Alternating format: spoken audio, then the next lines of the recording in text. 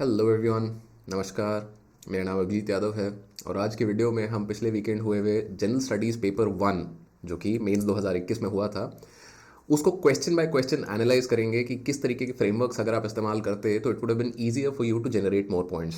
Frameworks के बारे में मैं पहले भी बात कर चुका हूँ। If you want you can check out the video in the card above. And in this video, we'll be tackling each and every question in GS1. Similarly, I will be making videos for GS2, 3 and 4 in the coming few days, where I will be demonstrating कि किस तरीके से frameworks जब आप इस्तेमाल करते हो तो आपकी ज़िंदगी आसान हो जाती है in terms of answer writing. Right? So obviously this might not be helpful for people who just give mains, but they can also consider कि भाई किस तरीके से अगर आपको पॉइंट्स इंप्रूव करने हैं, if you think you not performed well, if you think you might have to give another mains, तो you can gain from this video as well. But mostly this is a video that is you know aimed at people who want to write their first mains in 2022, 23 या आगे चलते हुए, ताकि आपका काम आसान रहे, ताकि आपको मेंस से डर ना लगे ये सोच के कि भाई ये सवाल का जवाब कैसे दिया जा सकता है। राइट। So let's begin. सबसे पहले मेरे बारे में कुछ बेसिक जानकारी, जो लोग मुझसे पहली बार मिल रहे हैं वो यहाँ से देख सकते हैं। एंड डिस्क्लेमर्स कि ये फ्रेमवर्क्स हैं, सिर्फ ये पॉइंट्स मैं यहाँ पे आपको नहीं दे रहा कि भाई सारे पॉइंट्स आपको मिल जाएंगे सारी चीज़ों के बारे में अगर आप बात कर पाओ। तो these are not the things that we will be talking about. What we will essentially be talking about will be frameworks कि क्या स्ट्रक्चर ऑफ इंफॉर्मेशन अगर आप अपने दिमाग में लेके चलते तो it would have been helpful for you to generate more points. And we will also look at कि भाई मार्क्स डिस्ट्रीब्यूशन इस साल के पेपर में क्या रहा है। इस पे ऑलरेडी मैं एक वीडियो बना चुका हूँ जहाँ के सारे पेपर्स के मार्क्स डिस्ट्रीब्यूशन है, but let's just consider this again for GS1 only. तो GS1 में अगर आप देखो, सो अगर मॉडर्न इंडियन हिस्ट्री आर्ट मतलब हिस्ट्री का सेक्शन अगर आप देखो तो यहाँ पे हिस्ट्री के सेक्शन से you got about 75 marks, whereas last year it was almost similar. उससे पिछले साल मतलब हिस्ट्री से मोटा मोटा 75 नंबर के आपके सवाल बन रहे हैं। What was different this year was कि पोस्ट इंडिपेंडेंस हिस्ट्री से एक सवाल आया काफ़ी सालों बाद। राइट। इंडियन सोसाइटी का अगर पार्ट देखा जाए तो यहाँ पे there has been a slight dip in कि भाई कितना वेटेज इस पार्ट का है। So right now there is a weightage of 75 marks. Last year this weightage was about, देखा जाए तो 50 एंड 40 90 मार्क्स। तो इस साल क्या हुआ है कि इस साल ज्योग्राफी का जो वेटेज है वो काफ़ी बढ़ गया है। So this has become 100 marks, whereas last year this was close to 85 marks. अगर इस तरीके से आप देखते चलो तो ज्योग्राफी का वेटेज हर साल बढ़ता चला जा रहा है। This is not necessarily something कि भाई अगले साल और बढ़ेगा, क्योंकि मतलब 100 नंबर से ज़्यादा अगर ज्योग्राफी आप दे देते हो तो पेपर 1 में बाकी सारे टॉपिक्स आपके ओवरशैडो हो जाते हैं। तो आई थिंक मतलब दिस इज़ अबाउट इट, ये मैक्स पीक पहुंच गया है, अब इससे ज़्यादा ज्योग्राफी के सवाल नहीं आने चाहिए। So let's begin with the evaluation of this year's mains 2021 paper. तो सबसे पहला क्वेश्चन आया था कि evaluate the nature of bhakti literature and its contribution to Indian culture. तो बहुत ही सिंपल सा एक फ्रेमवर्क है कि जब भी आपको नेचर पे सवाल पूछे जाते हैं तो nature can be broken down into two things, structure and function. तो इस सवाल के 3 पार्ट हो गए आपके। Simple you need to talk about the structure of bhakti literature, then you need to talk about the function of bhakti literature and movements, and finally the contribution. तो इसी तरीके से आपका यहाँ पे फ्रेमवर्क बन रहा है कि स्ट्रक्चर की अगर बात करें तो it was bottom up, it was widely spread out, it was heterodox. Heterodox माने कि ये जो चेंज है that came because of contact with external factors. कि इस टाइम पे भक्ति लिटरेचर जब आया था तो Islam had become a major influence in Indian society. तो जब इस्लाम में इक्वालिटी की बात होती है तो भाई इंडियन सिस्टम में जो स्टार्क इनइक्वालिटी थी बिकॉज ऑफ कास्ट सिस्टम, तो उसको काउंटर किया गया वाया भक्ति लिटरेचर। राइट। और चीज़ देखी जाए तो use of vernacular languages, personalization of religion. Personalization of religion का क्या मतलब है कि it becomes more and more individual, कि आपको ब्राह्मण के पास नहीं जाना पड़ रहा है ये बताने के लिए कि भाई मैं भगवान की पूजा कैसे करूं। सो बहुत ही मतलब मैंने बहुत दिमाग नहीं लगाया, मैंने सिंपली सोचा कि स्ट्रक्चर क्या था, कि क्या क्या चीज़ें हो रही थी। And then if I talk about function, so it was a protest against caste, it was access to God without Brahmins, and similarly you can think about more functions. And finally contribution, cultural revival, boost to vernacular literature, simplified religion. मतलब बिना बहुत ज़्यादा दिमाग लगाए अगर मैंने structure, function और contribution में सवाल को तोड़ा तो मेरे पास 15 पॉइंट ऐसे ही बन गए in a 10 markers. If you can write like 10 to 15 points like this, it becomes very easy for you to score good marks. Right, next question देखते हैं. नेक्स्ट क्वेश्चन इज कि trace the rise and growth of social religious reform movements with special reference to young Bengal and Brahmo Samaj. तो rise and growth of social किसी भी movement की अगर हम बात करें तो मूवमेंट्स को हम ब्रेक डाउन कर सकते हैं कि भाई what was the cause, what was the course, what was the context and finally leadership और इम्पैक्ट. तो ये एक बहुत ही बेसिक सा फ्रेमवर्क है which you can use to analyze any kind of movement. कि कॉन्टेक्स्ट क्या है, कॉज क्या है and course of the movement क्या है, then finally leadership and impact. तो अगर आप सोशल रिलीजियस रिफॉर्म मूवमेंट्स को इन 5 पैरामीटर्स पे मेजर करते हो तो कॉन्टेक्स्ट क्या था कि भाई पहली बार वेस्टर्न आइडियाज़ इंडियन सेटिंग में आए कि भाई liberalism, equality, fraternity, right. And India में कास्ट सिस्टम था, there was very rigid and बहुत सारी चीज़ें स्टैग्नेट हो रही थी. फ्रेंच रेवोल्यूशन रिसेंटली हुआ था, बोथ वी नो कि Derozio as well as Raja Ram Mohan Roy वो very inspired by the French revolution. Why? Because for the first time equality of human beings became central tenet of कि भाई किस तरीके से इंसान एक दूसरे इंसान के साथ डील करता है. उससे पहले राजा महाराजा होते थे. Then obviously causes, liberty, equality, fraternity. Course कि भाई रैपिड ग्रोथ हुआ इन मूवमेंट्स का कि Ram Mohan Roy also like put in a lot of effort Brahmo Samaj में कि भाई बहुत सारे लोग साथ आए, काफ़ी चीज़ों की बात उन्होंने करी. Rapid growth in terms of social reforms क्या क्या हैं वो आप यहाँ लिख सकते हो 3, 4, 5 कि भाई they talked about western education, they talked about women's इमांसिपेशन and इस तरह की सारी चीज़ें जो उन्होंने बात करी. And similarly for you can talk about Derozio. अब अगेन कीप इन माइंड कि ये फ्रेमवर्क्स तभी आपको काम आते हैं जब आपको पता है एक्चुअली राजा राम मोहन रॉय एंड डेरोजियो के बारे में. These are frameworks that can help you streamline and structure your thoughts in a more presentable fashion. तो finally leadership, upper class and upper caste man कि भाई मतलब ये जो टॉप डाउन एकदम मूवमेंट थी. Finally impact, it led the foundation for long term reform. तो इस तरीके से अगर आप 4-5 ये सब हेडिंग भी डालते हो अपने आंसर में 10 मार्कर में, so it gives a very good impression and you can score very good marks. Number 3, assess the main administrative issues and socio-cultural problems in the integration process of Indian princely states. तो ये हमारे 3-4 keyword हैं यहाँ पे, administrative, socio cultural and integration process. तो सबसे पहली चीज़ अगर हम तोड़ें कि भाई एडमिनिस्ट्रेटिव क्या होती हैं चीज़ें, तो एडमिनिस्ट्रेशन हैज़ एनीथिंग दैट मतलब डील्स विद गवर्नमेंट, राइट. तो बहुत ही सिंपल सा एक फ्रेमवर्क हमारा है यहाँ पे कि we talk about government ministries. Administrative issues क्या है कि भाई सरकार में फाइनेंस मिनिस्ट्री होती है, तो रेवेन्यू में एडमिनिस्ट्रेटिव इशूज़ क्या आ रहे थे, क्यों? क्योंकि पहले प्रिंसली स्टेट्स में क्या होता था कि राजा महाराजा रेवेन्यू कलेक्ट करते थे and they used to pay the British government a certain amount of share. The British were not maintaining the revenue in princely states. So जैसे ही प्रिंसली स्टेट्स को इंटीग्रेट करना है तो रेवेन्यू की प्रॉब्लम आएंगी. Second, because we have a home ministry में policing defence होता है, तो policing defence becomes the next administrative problem. क्यों? क्योंकि पहले it was internal policing which was completely in control of the princely states. Now it has to be done by the government of India.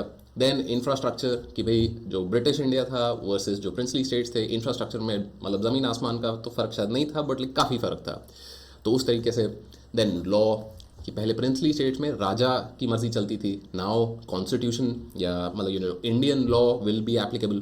Similarly resources, planning, तो ये सारी क्या है, ये government ministries है. This is finance ministry, this is home ministry, this is road transport and highways ministry, this is law ministry, resources and planning obviously सरकार का काम है.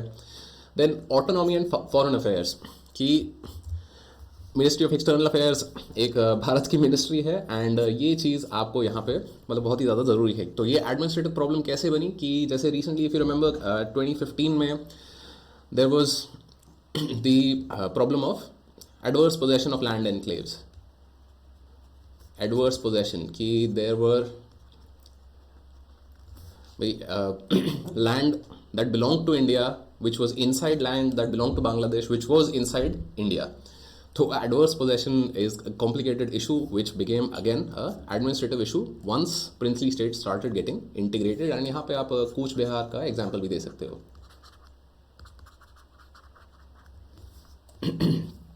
देन सोशो कल्चरल प्रॉब्लम्स की अगर हम बात करें तो एजुकेशन, माइनॉरिटी अफेयर्स की उनकी इनसिक्योरिटीज़ क्या थी, टू नेशन थ्योरी की वजह से क्या प्रॉब्लम्स हो गई थी, that you know, and poverty obviously, because in princely states, some princely states were well managed, other princely states were not well managed. Some princely states were the size of Hyderabad, which was like one of the largest states.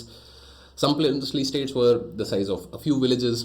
And finally आप इस question में बात कर सकते हो success and aftermath की। जो integration of princely states था वो आज तक is issue that we are trying to resolve. कि जम्मू एंड कश्मीर में जब आर्टिकल 370 को स्क्रैप किया 2019 में, तो ये क्या था? This is a culmination of the integration of the princely state of Jammu and Kashmir that began in 1948 and 2019 में आके मतलब अभी भी चल रहा है।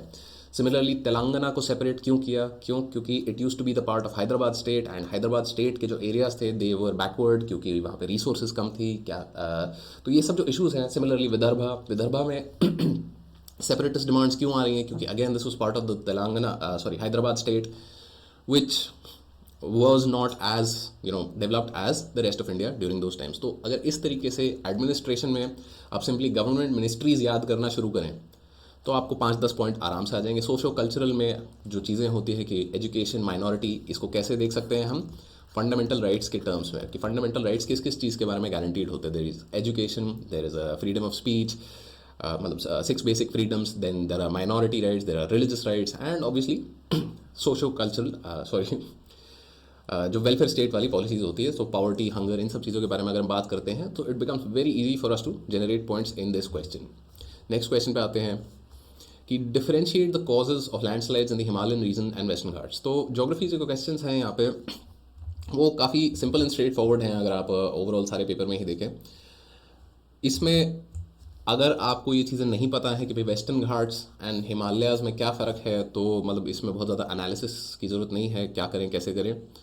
सिंपल सी चीज़ है कि आप इन ज्योग्राफी के क्वेश्चंस में मैप बनाइए ज़रूर। If you make a map it makes for so much more मतलब impact in your answer. And map बनाना अब ये ऐसे नहीं होगा कि आप आज प्रैक्टिस करोगे तो मैप बनेगा। मैप ये आपको प्रैक्टिस पहले से करके जानी पड़ेगी so that you can make this map during the exam in 5 to 10 seconds, जैसे कि अभी यहाँ पे बनाया गया। सो this is obviously a representative map, and यहाँ पे आप दिखा सकते हो कि यहाँ वेस्टर्न घाट्स हैं, यहाँ आपके हिमालयन रेंजेस हैं, right, and here as well. तो इनमें डिफरेंस क्या है कि भाई लैंड का, वाटर का। कि भाई लैंड का सबसे पहले कि भाई जो हिमालयन रेंजेस हैं दे आर जियोलॉजिकली एक्टिव, कि they are still rising, whereas western Ghats are stable. तो लैंडस्लाइड आर नॉट बिकॉज कि यहाँ पे मतलब एक तो कारण है लैंडस्लाइड होने का कि ये अनस्टेबल रॉक्स हैं, these are still forming, these are still consolidating. दूसरी चीज़ है वाटर, कि यहाँ पे रेनफॉल मतलब जब भी आप देखोगे ज्योग्राफी वाले क्वेश्चंस में लैंड वाटर एयर, मतलब environment, geography, land water air, this is a very simple framework कि लैंड वाटर एयर से बात करो एंड चीज़ें अपने आप ठीक चलती रहती है। तो रेनफॉल यहाँ ज़्यादा हो रही है, यहाँ भी हो रही है but not at the level जो यहाँ हो रही है। क्योंकि अगर इस तरफ हम बात करें जो जहाँ मैक्सिमम रेनफॉल होती है तो ये Garo Khasi hills are very very denuded hills. तो इस तरीके से आप यहाँ पे बात कर सकते हो। आप मैप बनाते हो तो you get some extra points. So इन क्वेश्चंस में जो ज्योग्राफी के क्वेश्चंस हैं always try and make maps, ताकि एग्जामिनर को भी पता चले कि हाँ जी आपको चीज़ें दिख रही हैं, समझ आ रही हैं। So coming to the next question. So this is again an important question. Despite India being one of the countries of Gondwana land, its mining industry contributes much less to its GDP in percentage terms. तो सबसे important चीज़ें हमें क्या करनी है? एक तो पहले हमें एड्रेस करना है कि India being countries of Gondwana land, then you have to talk about mining industry, and then finally you have to talk about GDP, right, percentage terms. तो इन चीज़ों को हमें लेके आगे चलना है। तो माइनिंग की जब हम बात करते हैं तो very simple framework that you can use is before, during and after. कि बिफोर माइनिंग क्या क्या दिक्कतें होती है, ड्यूरिंग माइनिंग क्या क्या दिक्कतें होती है ना, आफ्टर माइनिंग क्या दिक्कतें होती हैं, जिसकी वजह से mining is not contributing as much to India's GDP। तो बिफोर क्या है? लोकेशन, कि भाई इंडिया में जहाँ माइनिंग हो रही है they are either tribal areas और डेंस फॉरेस्ट कवर, राइट। तो इन एरियाज में दिक्कत क्या होती है कि ट्राइबल एरियाज में यू नीड पेसा आ जाता है, पेसा के अलावा शेड्यूल 5 आ जाता है, शेड्यूल 6 आ जाता है, राइट।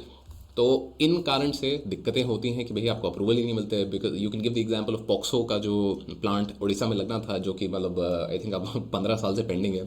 दूसरी चीज़ आ जाती है कि डेंस फॉरेस्ट, तो डेंस फॉरेस्ट के लिए आपको चाहिए फॉरेस्ट डिपार्टमेंट का क्लियरेंस, फॉरेस्ट डिपार्टमेंट का क्लियरेंस मिलता नहीं है, तो मतलब यहाँ पे भी काम जल्दी जल्दी होता नहीं है।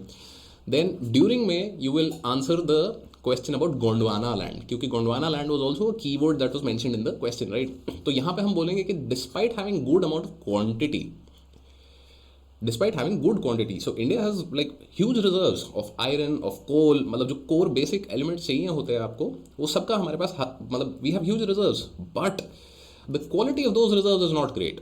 कि भाई हमारे कोल में एश कंटेंट ज़्यादा है, सल्फर कंटेंट ज़्यादा है, देन ऑब्वियसली जो आयरन है that is not of the highest quality. तो इस कारण से we are still dependent on imports. So mining despite being one of the Gondwana land countries, India is dependent on imports for key resources. दूसरी चीज़ फिर क्या आती है, इन्वायरमेंटल इम्पैक्ट ड्यूरिंग, कि इन्वायरमेंटल अप्रूवल भी आपको चाहिए होती है। यू कैन ऑल्सो आर्ग्यू कि ये बिफोर में आ सकता है कि इन्वायरमेंटल इम्पैक्ट असेसमेंट होती है, जिसके कारण मतलब कई जो प्रोजेक्ट्स होते हैं वो स्क्रैप कर दिए जाते हैं। तो this brings up the whole debate of development versus safeguarding the environment, development versus sustainability. Then finally politico administrative। तो politico administrative यहाँ पे क्या है, जो कि मतलब ड्यूरिंग एंड आफ्टर में भी आएगा। ड्यूरिंग में एनवायरमेंटल इम्पैक्ट की वजह से क्या हो रहा है, कैसे हो रहा है, एंड आफ्टर में ये आएगा कि रिसेंटली जैसे सुप्रीम कोर्ट ने 2012, रिसेंटली तो क्या मतलब 10 साल हो गए इसको भी, 10 साल पहले सुप्रीम कोर्ट ने कोल ब्लॉक एलोकेशन कैंसिल कर दिया था, right.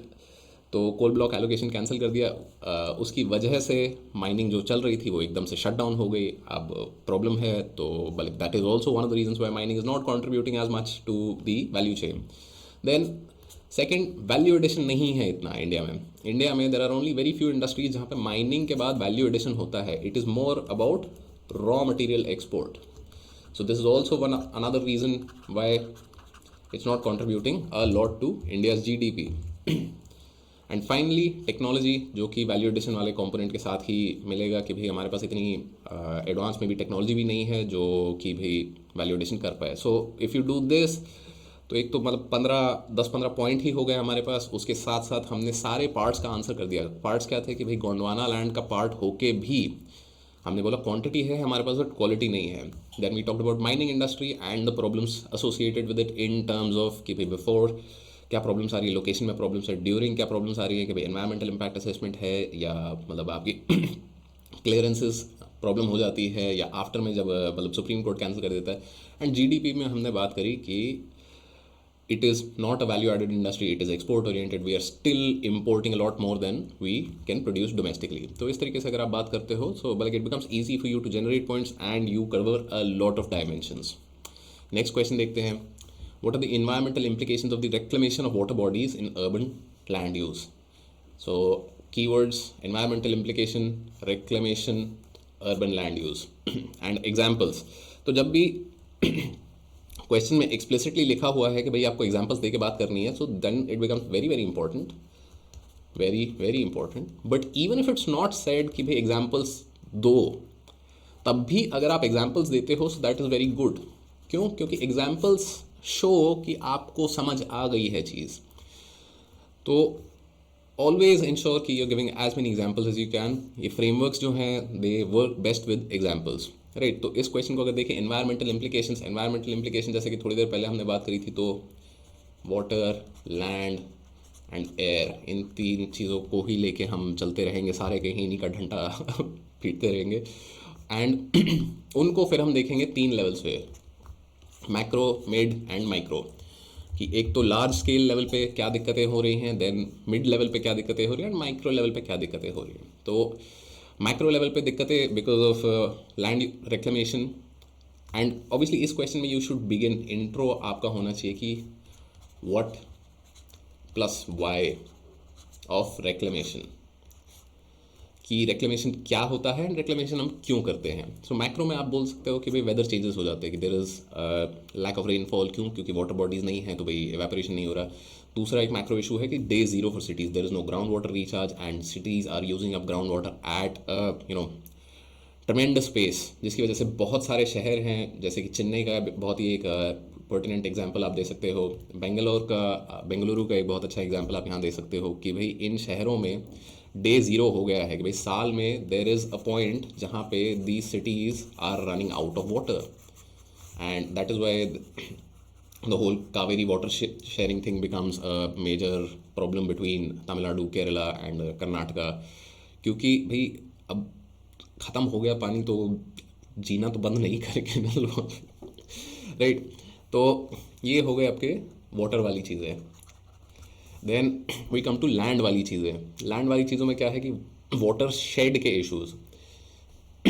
So there is also obviously water का अनदर इशू कि अर्बन फ्लड्स हो जाते हैं, कि पहले जो नेचुरल गलीज थी शहरों में, जो नेचुरल रिसोर्सेज और रेजर्वायर्स फॉर वाटर थे, वो अगर ख़त्म हो गए हैं तो पानी कहाँ जाएगा? पानी तो वहीं भरेगा।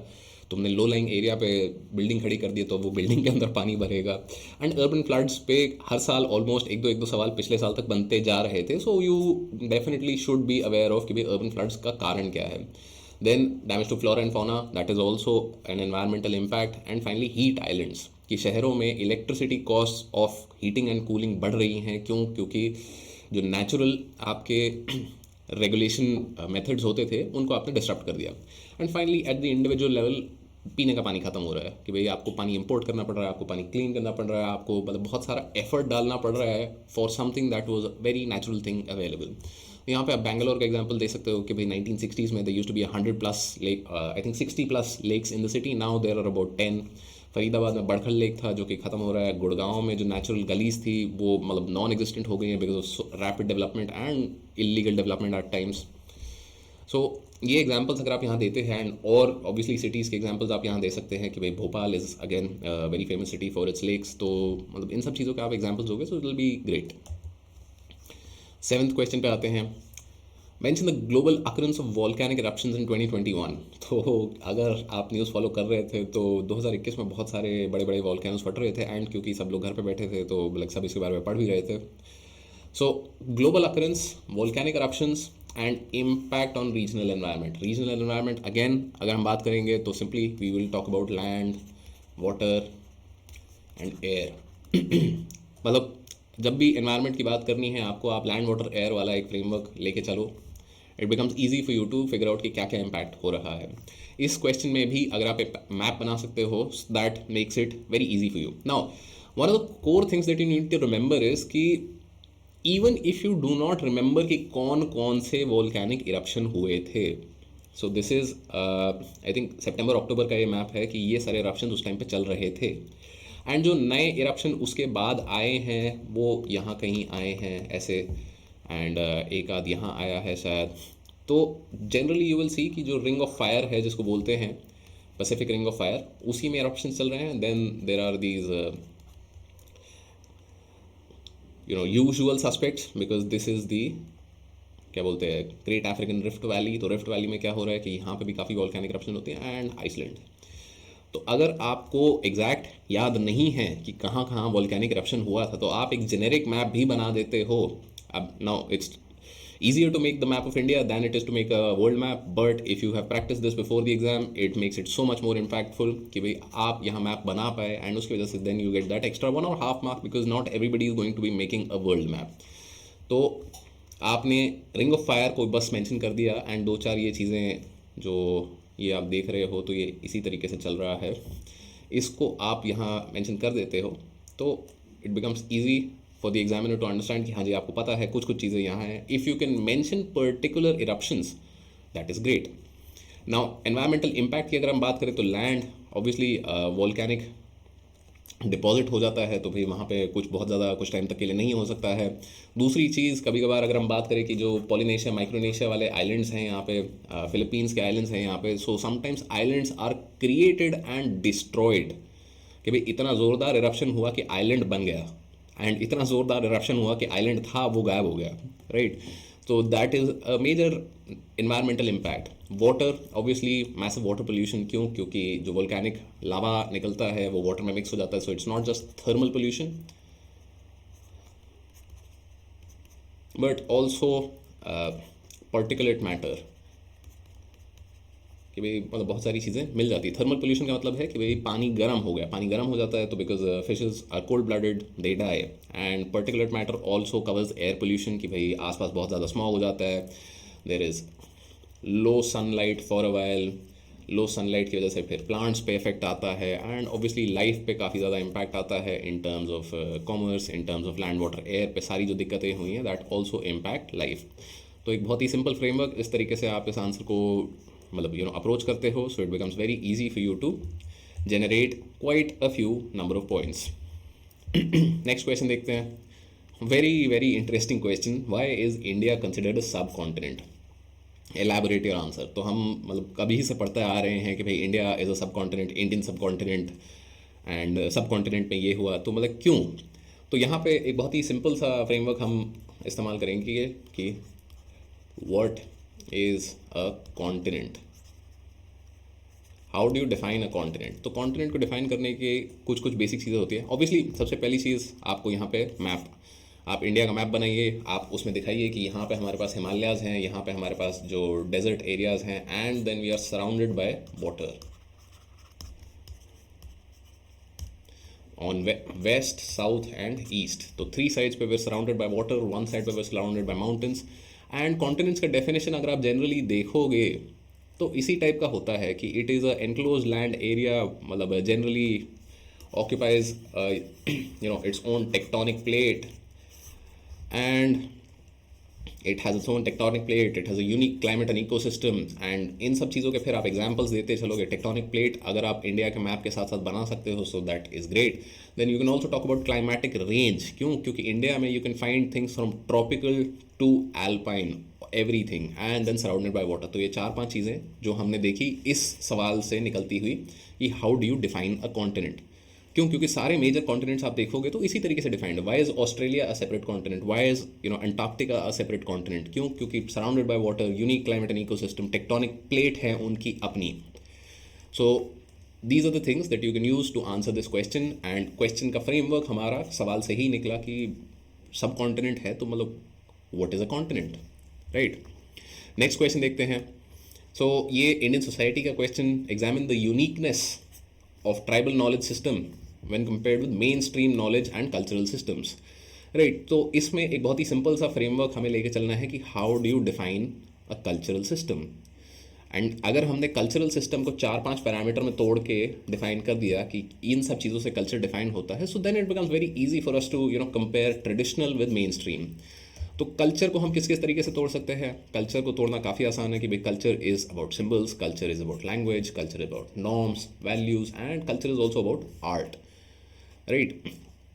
तो इनको फिर अगर फर्दर आपको तोड़ना है तो you can talk about the positive and the negative aspects of it. क्योंकि फॉर इंस्टेंस जैसे कुछ ट्राइबल कल्चर्स में आप देखो तो मतलब there are still practices of human sacrifice या हेड हंटिंग, तो दीज आर नेगेटिव प्रैक्टिसेस। अब यहाँ पे ये आर्ग्यूमेंट आता है कि भाई मतलब these are negative practices from a mainstream value point, but these are negative practices from the Indian constitution standpoint, right? तो this is also something that I said before कि जब भी आप डाउट में हो कि क्या कोई वैल्यू सही है या नहीं है, आपको कॉन्स्टिट्यूशन का चेक पोस्ट लेके चलना है कि संविधान में क्या लिखा है। संविधान अगर ये बोलता है कि सही नहीं है तो नहीं है। मतलब article 21 says that there is right to life and liberty.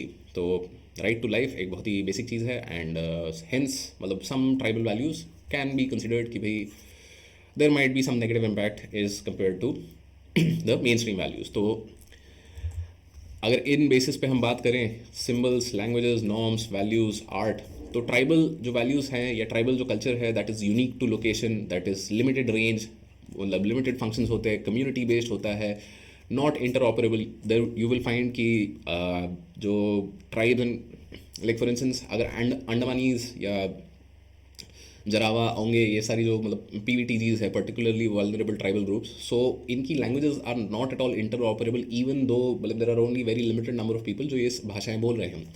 Main stream जो वैल्यूज़ है they are more global and abstract. आप इंग्लिश यहाँ भी बोल रहे हो, आप इंग्लिश लंदन में जाके भी बोल सकते हो, आप इंग्लिश न्यूयॉर्क में भी जाके बोल सकते हो, you can probably even talk to people in English in Beijing and Tokyo. तो मेन स्ट्रीम कल्चर का ये हो जाता है कि it is more abstract and global, it is more interoperable. आप एक वैल्यू को या एक नॉर्म को, जैसे कि हमने आर्टिकल 21 की बात करी थी, तो article 21 is a norm which is main stream, कि आप उसको जाके जापान में भी बोल सकते हो कि this is applicable to me, you can say that it is applicable to you in London, you can say that it is applicable to you almost everywhere. तो इस तरीके से अगर आप इन्हें कंपेयर करते हो, so it becomes easy for you to generate more and more points. Again, the entire point of this video is कि ये frameworks will help you think about how to approach these answers, and eventually if you can use these frameworks, if you can think about these frameworks to, you know, during the exam, तो it becomes easy for you to generate points. Otherwise for एक एक point अगर हम याद करने की कोशिश करते हैं ना कि भाई अच्छा नहीं अच्छा ये पॉइंट लिख दिया, अच्छा नहीं और क्या अगला पॉइंट है, तो it becomes a very haphazard answer कि भाई मतलब कुछ भी लिखा हुआ है। But when we go with a framework, we prioritise कि भाई कौन से पॉइंट्स हमें पहले लिखने हैं एंड कौन से पॉइंट्स हमें बाद में लिखने हैं। सो फॉर इंस्टेंस ये क्वेश्चन अगर हम देखें, the role of gig economy in the process of empowerment of women in India, right.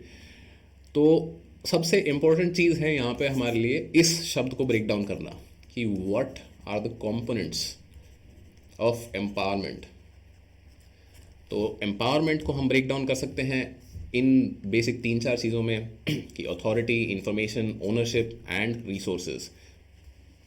कि empowered, you can say that somebody is empowered when they have a certain amount of authority. You can say somebody is empowered when they have information. You can say somebody is empowered when they have ownership not just in terms of कि भाई मतलब मैं इसका मतलब मालिक हूँ, but responsibility. Ownership also means here responsibility, right. And finally resources की empowerment, आपने अथॉरिटी दे दी, आपने रिस्पॉन्सिबिलिटी दे दी, बट अगर आपने रिसोर्सेज नहीं दिए उस चीज़ को पूरा करने के लिए, so that is not full empowerment. तो इसको now in this question it is a question about how gig economy has empowered women in India. But empowerment का ये जो फ्रेमवर्क है, this is something that you can also use in question of let's say third tier of the federation. कि जो third tier है, Panchayati Raj institutions है, urban local bodies है, उनको एम्पावर किया गया है या नहीं किया गया है। So they have the authority. Why 73rd 74th amendment act से अथॉरिटी उनके पास है, इन्फॉर्मेशन उनके पास है, क्यों? क्योंकि that is their right. They even have responsibility of some things but they don't have the resources, so that is not full empowerment and that is why ये प्रॉब्लम वहाँ पे परपेचुअली रहती है। तो इसी तरीके से आपको इस सवाल में भी बात करनी है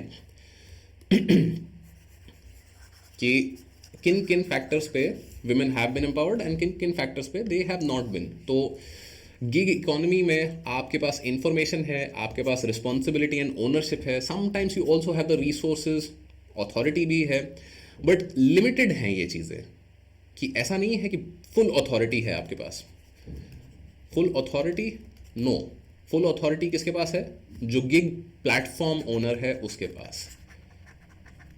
तो गिग इकोनॉमी में आपको सबसे इंपॉर्टेंट चीज़ एक ध्यान रखनी है कि देर इज़ अ प्लेटफॉर्म, मतलब that platform could be let's say urban company, that platform could be Zomato, that platform could be Instagram, मतलब बहुत सारी प्लेटफॉर्म्स हैं who have greater authority. So it is not full empowerment. Information again you have but limited है। तो इस तरीके से आप इस सवाल को अटेम्प्ट कर सकते हैं कि इन 4 चीज़ों पे देख के देन उसके अलावा गिग इकोनॉमी के प्रॉब्लम्स क्या हैं कि for women particularly there are only limited choices. कि ऐसा मतलब अगर आप इंडिया के टॉप 30-40 शहरों में हो तो एक बहुत सिंपल चीज़ है कि भैया अगर आपने स्विगी जोमेटो के ड्राइवर्स या जो पार्टनर्स को देखा है तो most of them are male. So again मतलब गिग इकोनॉमी में भी women have limited choices. Then obviously there is the irregularity कि कभी आप 15,000 कमा रहे हो, कभी आप 25,000 कमा रहे हो, बट मतलब there is a lot of variation. And क्योंकि ये वेरिएशन है तो मतलब बहुत ज़्यादा कंपनी भी कोई बेनिफिट्स नहीं दे रही है, so it's like you know very hard for them to get loans and formal ecosystem में घुसने में प्रॉब्लम होती है। So they are still you know informal loans ये लोग ले रहे हैं which is like high cost. तो ये सारी प्रॉब्लम्स आप इस तरीके से कर सकते हो। And then finally obviously women also face the double burden कि आप मतलब प्लेटफॉर्म पे तो काम कर ही रहे हो, उसके अलावा you are also working on sorry about that, I will just open it again. कि आप प्लेटफॉर्म पे तो काम कर ही रहे हो but you are also working on at home, कि घर पे भी आप काम कर रहे हो एंड घर की जो प्रॉब्लम्स हैं उनको आप you are still dealing with those problems. So coming to the next question कि डबल बर्डन एंड ये सब चीज़ें होने के बाद let's come to the next question. Next question is, to what extent did the role of moderates? तो ये Indian history का एक काफ़ी बेसिक सवाल है जो कि आई थिंक हमने भी अपनी टेस्ट सीरीज में डाला था, बिकॉज मॉडरेट्स एंड एक्सट्रीमिस्ट ये एक बहुत ही ज़्यादा इंटरेस्टिंग चीज़ है जो कि मतलब आई थिंक पिछले 3-4 साल से एक सवाल आ ही जा रहा है इस पर. तो to what extent did the role of moderates prepare?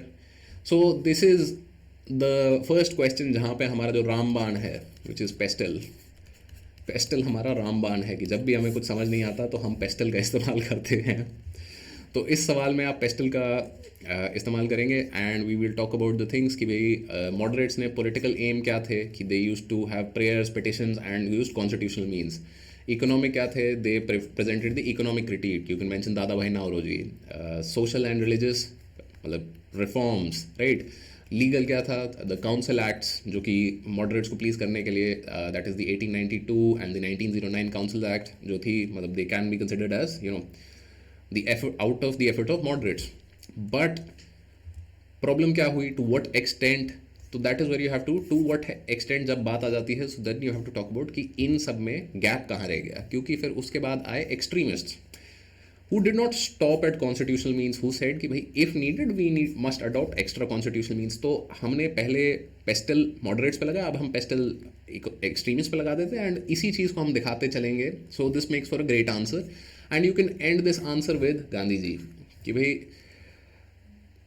Moderates and extremist ने बहुत काम किया, सब किया, रेवोल्यूशनरीज भी आए बीच में एंड इवेंचुअली गांधी जी ने मतलब एजुकेटेड मिडिल क्लास बेस जो कि मॉडरेट्स ने शुरू किया था and extremist took this forward. Gandhi ji ने उसके ऊपर बिल्ड किया टू रीच द मासेस की आम आदमी, हर एक इंसान को उन्होंने फ्रीडम मूवमेंट का पार्ट बनाया, right. So that's how you can answer that particular question. बहुत ही सिंपल सा पेस्टल फ्रेमवर्क हमने इस्तेमाल किया. Now this is a question that was slightly confusing for me. 2 question आए थे इस पेपर में जो कि मतलब मुझे थोड़े कंफ्यूजिंग लगे. Now question is, bring out the constructive programmes of Mahatma Gandhi during non cooperation movement and civil disobedience movement. तो क्या ये पूछ रहे हैं कि सिर्फ और सिर्फ एनसीएम एंड सीडीएम के दौरान जो कंस्ट्रक्टिव प्रोग्राम हुए थे उनकी बात करनी है, या मतलब इन जनरल? क्योंकि कंस्ट्रक्टिव प्रोग्राम्स का एक पीरियड था जो इन दोनों मूवमेंट्स के बीच में था and that was the most dominant period of constructive movements. तो this is a question that was slightly confusing for me कि भाई किस तरीके से यहाँ देख सकते हैं. But any which way, constructive programmes की अगर हम बात करनी है और गांधी जी की हमें बात करनी है तो we know Gandhi ji was a very very broad thinker. तो हम बहुत ही सिंपल सा एक mid macro and macro mid and micro framework इस्तेमाल कर सकते हैं कि गांधी जी के जो कंस्ट्रक्टिव प्रोग्राम्स थे नेशनल लेवल पे क्या थे, कम्युनिटी लेवल पे क्या थे एंड इंडिविजुअल लेवल पे क्या थे. मैक्रो लेवल पे communal unity, then removing untouchability and obviously education. Mid level पे उनके थे village industries, sanitation and individual level पे थे चरखा कि भाई खादी आप you know improving the social क्या बोलेंगे उसको, सोशल स्टैंड या social value of self worth. क्यों? क्योंकि भारत देश में एक थोड़ी परसेप्शन है कि भाई भला अगर खुद काम कर रहे हो तो भला कुछ गलत कर रहे हो, right. So Gandhi ji also worked on that कि भाई खुद से काम करना सीखो, खुद का हाथ चलाना सीखो and prohibition and obviously personal hygiene as well. तो इन सब चीज़ों के बारे में आप बात कर सकते हैं. सिविल डिसोबीडियंस में and you know non cooperation movement में all of these things were still very very important. Removing untouchability became a part of his program later on in civil disobedience movement. तो इस तरीके से आप थोड़ा थोड़ा मतलब डिफ्रेंसिएशन भी कर सकते हैं. बट इन दिस क्वेश्चन मतलब थोड़ा सा ये कंफ्यूजिंग लगा मुझे कि भाई मतलब सिर्फ मूवमेंट्स के दौरान की बात करनी है कि am I suppose to talk only about 1920 to 22 and then 1931 32 31 and then 33 to 34, इसी तरीके से हमें बात करनी है, या मतलब ओवरऑल इन जनरल सारे यू नो कंस्ट्रक्टिव प्रोग्राम्स की बात करनी है. But any which way, moving forward, again very good question, world history का question. There arose a serious challenge to the democratic state system between the 2 world wars, right. तो statement आपको दी गई है, आपको स्टेटमेंट को इवेल्युएट करना है कि क्या ये स्टेटमेंट सही है या गलत, right. So it's a very simple statement, and we can use a very simple framework over here, which is the what, how, why, when, where. Right? तो what were the challenges that arose कि Nazism, fascism, communism, how did these challenges arise कि मतलब revolution हो गया, कू हो गया, subversion हो गया, then why did these challenges arise, decline of old world order, world war one, economic collapse, general state of anarchy, मतलब बहुत सारी चीज़ें वहाँ पे हो रही थी. मतलब this was also because of new technology. तो इन सब चीज़ों के बारे में हम बात कर सकते हैं. एंड वेयर ऑब्वियसली एग्जांपल्स बहुत सारे हैं, Russia, Germany, Japan, Italy, Spain. तो इस तरीके से अगर आप इस क्वेश्चन को डील करते हैं so you can generate a lot of points. क्योंकि अदरवाइज इस क्वेश्चन में क्या हो जाएगा कि मतलब ठीक है, we know that there was an issue, there was a serious challenge that arose, but it can become problematic to भाई अच्छा कितने पॉइंट लिखने हैं, किसका पॉइंट लिखे, कैसे पॉइंट लिखे, चैलेंज को कैसे ब्रेक डाउन करें. तो instead you can talk about कि भाई what, how, when where, and आपके पास पॉइंट्स आते रहते हैं, बढ़ते रहते हैं, चलते रहते हैं.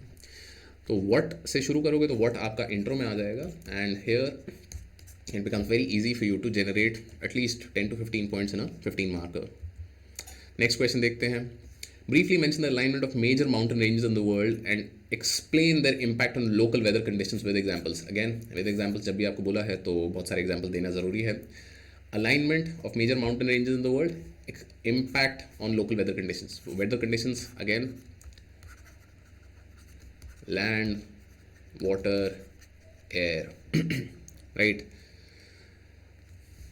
एंड अलाइनमेंट अगेन, जैसे ही अलाइनमेंट या कुछ बोला, ज्योग्राफी का सवाल बोला, तो बहुत ही बढ़िया चीज़ हमारे साथ हो गई कि हम एक वर्ल्ड मैप बना सकते हैं. अगर हम वर्ल्ड मैप बना सकते हैं तो इट इज़ ग्रेट.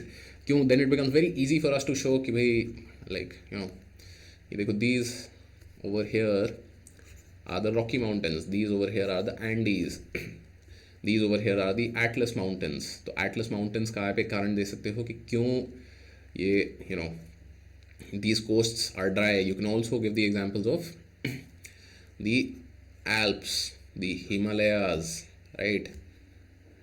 तो इस तरीके से अगर आप माउंटेन रेंजेस को ड्रॉ करके दिखा सकते हो, it becomes great because it becomes very easy for you to then say कि भाई रॉकी माउंटेन्स से यहाँ पे आपकी आती है Chinook,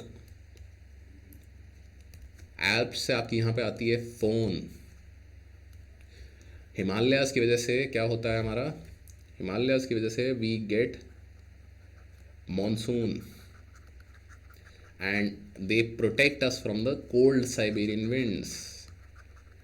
right? So instead of talking and मतलब बहुत सारे पॉइंट्स लिख लिख के आप ये सब चीज़ समझा रहे हो, if you can do this kind of thing, अगर यहाँ से मतलब यहाँ से जो विंड आती है वो यहाँ पे आ जाती है रेन शैडो में. तो इस तरह की चीज़ें अगर आप बात करते हो तो विंड के क्या मतलब चेंजेस आ जाते हैं, what are the local mountains की वजह से. कोई अगर जैसे इंडिया में rivers, major rivers flow because of these mountains, तो मतलब that is also how that changing local weather conditions and obviously temperature. तो एग्जाम्पल्स जितने ज़्यादा आप दोगे उतना अच्छा है, and if you can make the world map there is nothing quite like it. Next question देखते हैं. How do the melting of the Arctic ice and glaciers of the Antarctic differently affect the weather patterns and human activities on Earth?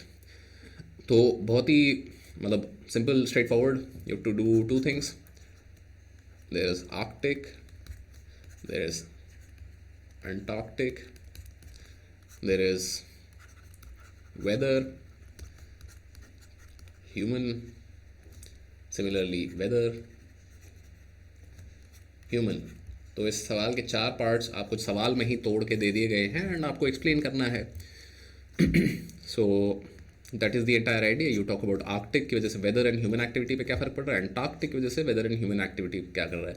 Then you can also go into a little bit about कि भाई Arctic और Antarctic में फ़र्क क्या है. So Arctic is sea covered by ice, Antarctic is land covered by ice. तो sea level का फ़र्क पड़ेगा, थोड़ा सा ओशन करंट्स चेंज होंगे, विच is the north Atlantic drift.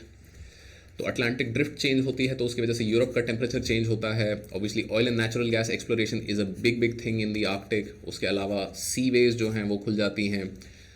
तो इस तरीके से अगर आप यहाँ चीज़ों की बात करते हैं तो you can generate at least easy 10 to 15 points. Similarly Antarctic पे अगर हम आएंगे तो हायर वाटर लेवल इम्पैक्ट, क्यों? क्योंकि जो आइस शेल्फ है that is much greater than thermal and हेलाइन impact, कि इतना सारा फ्रेश वाटर आएगा तो the level of salt content in the southern ocean will change. Similarly, Antarctic has a lot of mineral deposits because why? It is shelf. It is a continental shelf and shelf areas में काफ़ी ज़्यादा होता है। जो गोंडवाना वाला सवाल हमारे पास पहले आया था, तो same thing is valid for Antarctic as well. Human activities के बारे में मतलब एक ये चीज़ हम ये भी मेंशन कर सकते हैं कि coast will get submerged and permafrost will thaw. तो उस वजह से जो मतलब for instance countries like Canada and Russia will see a lot of expansion of usable area, whereas countries with large coasts and specially island countries, तो इसमें आप यहाँ पे थोड़ा सा मे भी शायद तालानोवा डायलॉग के बारे में भी बात कर सकते हो। तालानोवा डायलॉग, सो ऑल्दो तालानोवा डायलॉग के लिए मे भी शायद टाइम ना बचे यहाँ पे, but always something to keep in mind and always something that you can use to generate more points. तो इस तरीके से हमने एक और फ्रेमवर्क लिया, फ्रेमवर्क से हमने बात करी and it becomes easy for us to write more and more points and answers. Now again fun question, resource distribution across the world, multi-dimensional implication of uneven distribution of mineral oil। Multi dimensional implication आपसे पूछा है तो pastel का हमारे लिए दूसरा सवाल बन जाता है ये, क्योंकि पेस्टल इतना मल्टी डायमेंशनल है कि भाई कुछ भी कर लो सब कुछ आ जाएगा, right. Now mineral oil can seem confusing, क्योंकि mineral oil is a market based product. Are they talking about petroleum वाला oil? But then again petroleum is the refined product. तो तेल के बारे में बात कर रहे हैं ना, ब्लैक गोल्ड के बारे में बात कर रहे हैं, so might be slight confusion क्या है, but because it's talking about distribution, so mineral oil is talking about crude oil. तो क्रूड ऑयल के साथ साथ जैसे ही हम घुसते हैं तो सबसे इंपॉर्टेंट एक चीज़ हमारे पास हो जाती है कि we can talk about crude and shale, because these are both oil deposits which are differently spread out across the world. Why? Shale की वजह से USA has become one of the largest producers of oil in the recent years. Whereas crude oil reserves की अगर हम बात करें तो Venezuela is the largest and Saudi Arabia and जो Gulf nations हैं they are the major producers. Then अगर pastel में हम आए तो पेस्टल में एनर्जी पॉलिटिक्स में ओपेक की बात कर सकते हैं। चाइना का one belt one road project जो था, जिसका एक मेजर कॉम्पोनेंट था energy security for China, right, energy security, जिसके लिए उन्होंने डेवलप किया है ग्वादार पोर्ट, राइट, एंड जिसके लिए स्ट्रिंग ऑफ पर्ल्स, मतलब काफ़ी सारी चीज़ें यहाँ पे आ सकती हैं। इकोनॉमिक इम्पैक्ट, एक्सपोर्ट इम्पोर्ट, कि भाई इम्पोर्ट डिपेंडेंट जो नेशंस हैं उनके लिए एक हमेशा मतलब स्ट्रेटेजिक वल्नरेबिलिटी रहती है ये। On the other hand Gulf nations which are export oriented nations have things like ADIA which is the Abu Dhabi investment authority, कि भाई इतना उनके पास पावर है कि वो ग्लोबल स्टार्टअप्स में इन्वेस्ट कर रहे हैं। देन सोशल इम्पैक्ट क्या है कि जो ऑयल रिच नेशंस हैं they generally have a lot of migrant population from other nations, particularly south Asian nations and south east Asian nations. Then tech की फ्रैकिंग और शेल की जो टेक्नोलॉजी है उसके कारण भी बहुत सारे इम्पैक्ट हो रहे हैं। तो शेल रेवोल्यूशन जो US में आया है, क्योंकि वहाँ पे ये टेक्नोलॉजी सबसे ज़्यादा वेल डेवलप्ड है and it is a lot more efficient to use it over there. So these are the kinds of things that जो आपको अगर आप बात करते हो तो यही पेस्टल में हमने बात करी। लीगल की भी अगर बोल सकते हैं तो यू कैन टॉक अबाउट कि इंटरनेशनल ओपेक हो गया, ओपेक के अलावा जो बाकी देश हो गए वो कुछ नहीं कर सकते। अगर OPEC nations come together and decide कि हम तेल का प्रोडक्शन कट करेंगे, प्राइसेस बढ़ाएंगे, आप कुछ नहीं कर सकते हो। But India can then have strategic partnerships. तो इसके बारे में भी आप मेंशन कर सकते हो कि स्ट्रेटेजिक पार्टनरशिप्स हमने करी हैं recently with few Gulf nations to enable reserves, कि हमारा 30 डे 90 डे 80 डे रिजर्व हमने बनाने के लिए ये पार्टनरशिप्स करी है।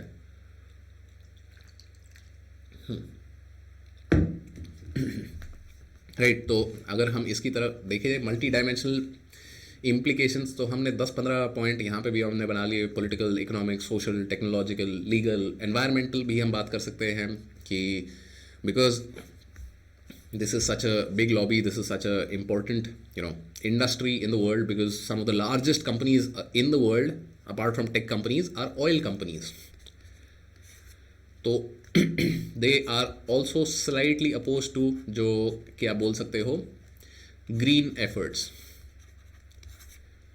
कि oil companies try and subvert green initiatives by the government. क्यों? क्योंकि मतलब green initiatives are required in order to safeguard human future, but oil का प्रॉफिट कम होगा उससे, राइट?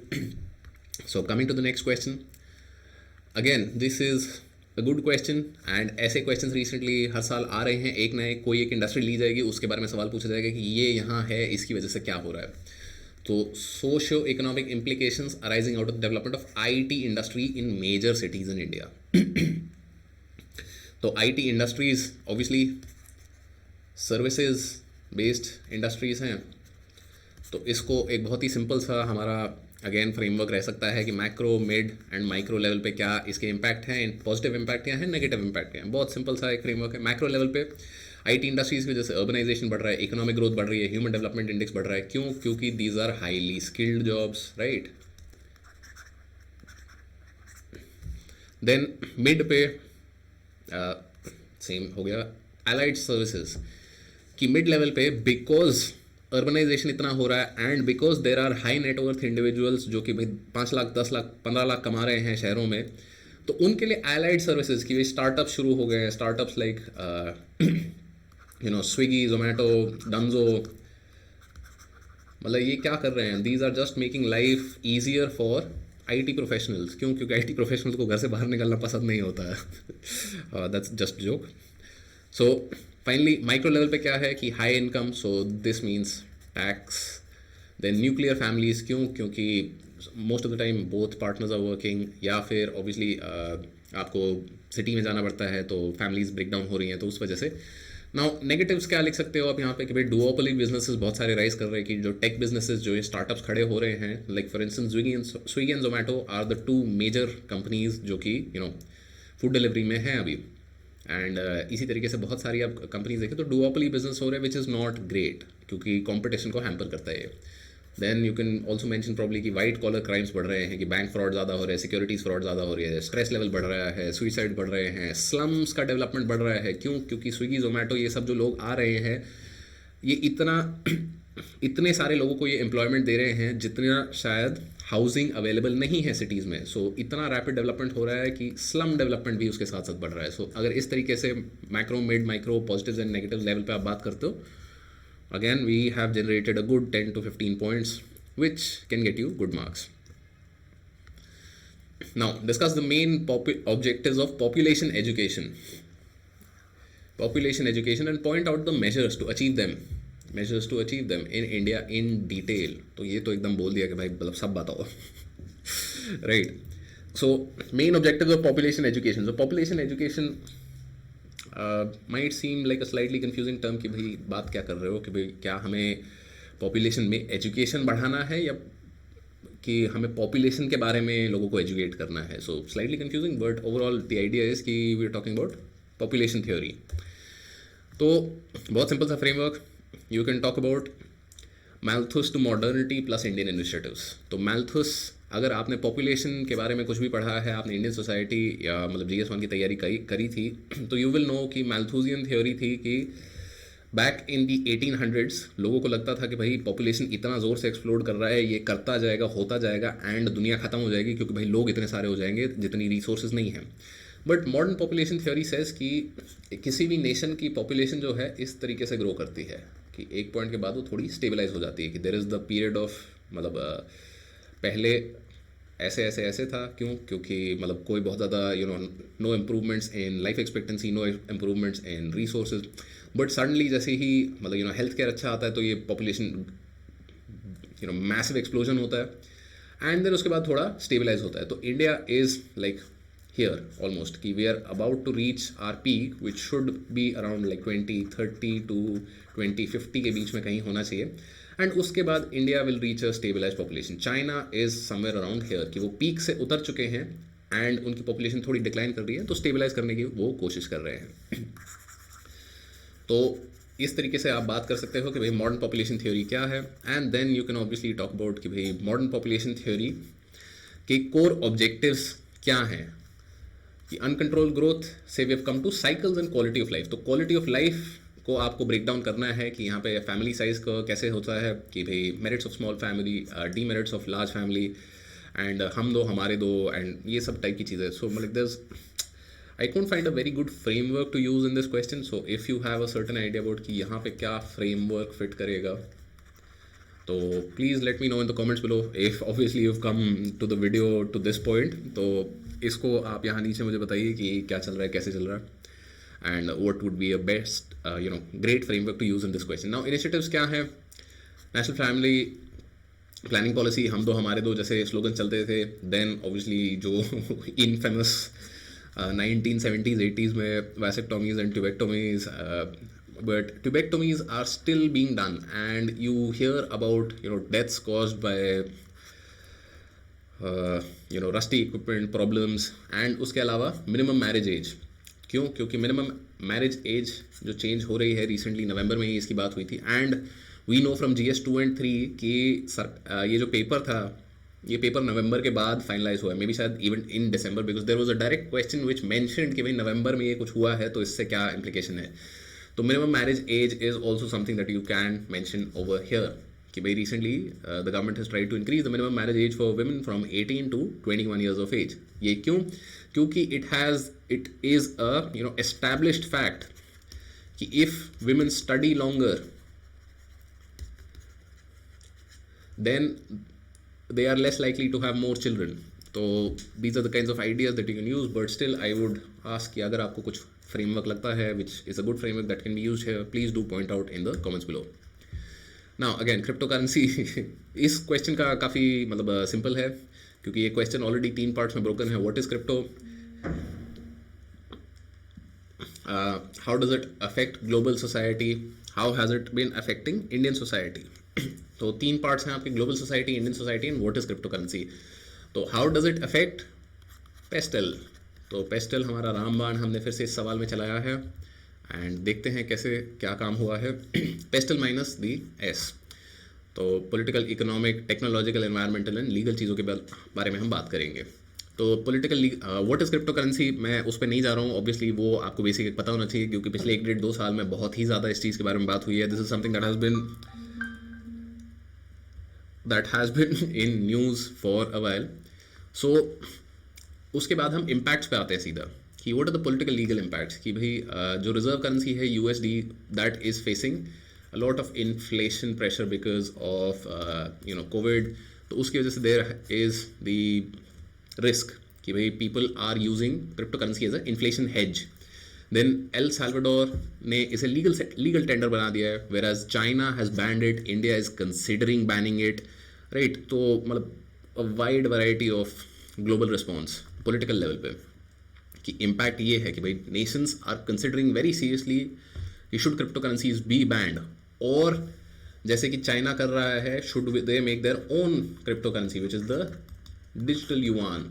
तो similarly India is also considering making the digital rupee.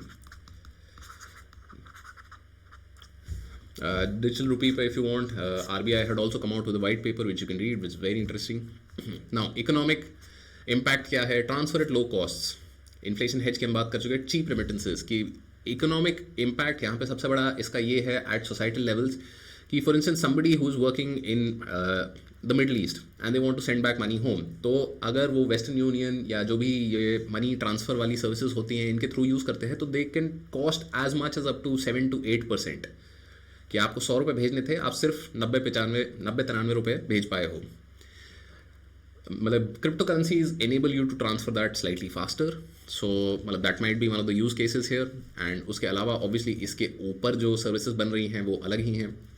Then technologically कि crypto currencies का one of the most biggest impact has been कि blockchain system, कि blockchain has led to development of trustless system, कि आपको intermediate की ज़रूरत नहीं है। एंड देन फाइनली इथेरियम जो ब्लॉक क्रिप्टो करेंसी है, एंड उसके ऊपर स्मार्ट कॉन्ट्रैक्ट्स बन गए हैं विच मीन कि आपको एक इंटरमीडिएट की ज़रूरत नहीं है। आपने अगर 2 लोगों ने कुछ अग्रीमेंट किया है तो आप कॉन्ट्रैक्ट के अंदर अपना पैसा जमा करा दोगे, and one the contract has been fulfilled, जो कि आप कॉन्ट्रैक्ट में डिफाइन करोगे कि कैसे फुलफिलमेंट होगी, these the money will be release accordingly. Then environment कि रिसेंटली इलॉन मस्क ने भी ये काफ़ी ट्वीट किया था कि भाई क्रिप्टो इज प्रॉब्ली कंट्रीब्यूटिंग, या बिटकॉइन, उन्होंने बोला था bitcoin is contributing to global warming. क्यों? क्योंकि इतना सर्वर फार्म्स हैं, ये सब चीज़ें हो रही हैं। तो इन सब चीज़ों से आप पेस्टल फ्रेमवर्क यूज़ करके बात कर सकते हो कि भाई क्रिप्टो करेंसी का social, global and Indian level पे इम्पैक्ट क्या है।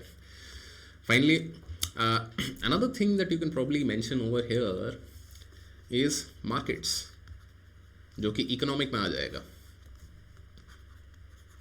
कि इंडिया में इतने क्रिप्टो एक्सचेंजेस बन गए हैं, इतना सब कुछ हो गया है, एंड इतनी क्रिप्टो की एड्स आती हैं आईपीएल के बीच में एंड सब जगह के बीच में कि भाई नोबडी इज टॉकिंग अबाउट कि भाई this is a dangerous investment, आप अपना सारा पैसा खो सकते हो, but like everybody is like अरे नहीं नहीं नहीं, ऊपर जाएगा जब डाल दो पैसा।